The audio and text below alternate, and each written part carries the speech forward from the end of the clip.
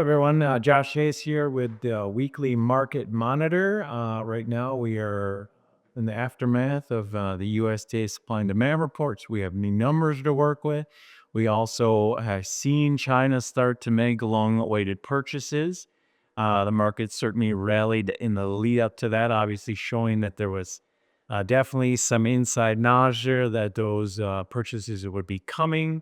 And now we're even starting to see classic buy the rumor, sell the fact. Market actually had a little bit of pullback in spite of the fact that we're seeing lately new Chinese purchases each day. So let's get right to it and take a look at what we have for current outlook and maybe a little bit more of a long-term outlook.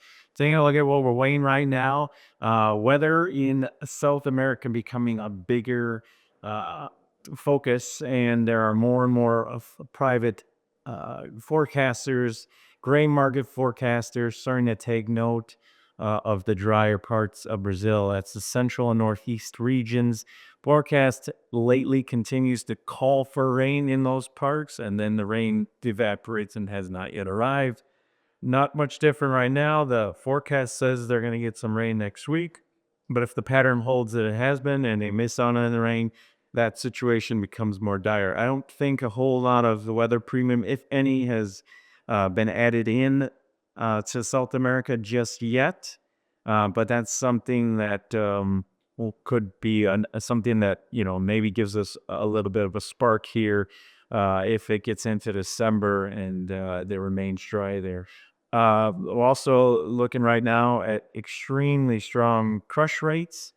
Ethanol numbers were great again this week.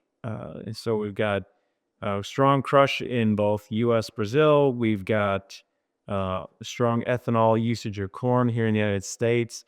Those are all things that are going to help the fundamentals here going into the end of the year, and will show up perhaps with even more adjustments upward for usage by the USDA in either December or January.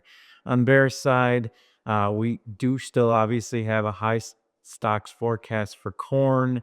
The small adjustment to corn yield and keeping us at 186 is going to apply some pressure and limit some rallies for corn. I will note one thing, that USDA did put in that report that they had a little bit of less data that they typically do. So that might give them an out as to why they didn't more aggressively cut corn yield in November. And it has some people wondering if perhaps they'll make an adjustment in December at a time they normally don't, because if they do have, if we are significantly below 186, which I think a lot of people, but most everyone believes, that would be quite a big adjustment to have to do in January. Now, last year they adjusted downward in January nearly 4 bushels per acre, so it's not unprecedented. But what if we're actually below 182? And that would require an adjustment in January, if none is made in December, of even bigger than 4 bushels. So that's something we might see in December. We picture what's bearish there is Russian Baltic Sea exports are up dramatically, and in South America, in the Southern Hemisphere in general, wheat production is up nearly 9% year over year. Taking a look at weather, high pressure system in the U.S. goes east, rain in the southern plains. We have to look and consider, we had definite dry weather, expanding drought in the U.S. towards the end of this season. If that were carry into next year, that's something to watch. We have been getting better rains, and I believe on the last drought monitor, areas in drought actually shrunk. So we're heading in the right direction there. In Argentina, they did have some flooding that led to some late planting, but they're getting caught up. And as mentioned before, in Brazil, worries growing over the dry parts of the central and northeast regions in that country.